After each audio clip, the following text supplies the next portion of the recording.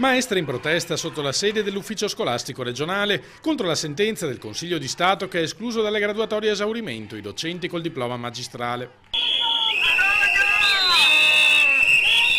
Un problema che riguarda oltre 4.000 insegnanti precari in Veneto che si troverebbero a perdere il lavoro dopo anni di insegnamento anche a causa delle nuove regole sui limiti di assunzione a tempo determinato. Dopo 10 anni di servizio veniamo mandati fuori. Per 10 anni siamo serviti alla scuola, per 10 anni abbiamo accudito questi bambini con amore e devozione e adesso veniamo sbattuti fuori? No, non è giusto, non può finire così. Ci hanno dato il ruolo e ce l'hanno tolto con un calcio. Senza una continuità didattica la scuola non potrà andare avanti. Scusate, ma non ce la faccio io ad andare avanti così.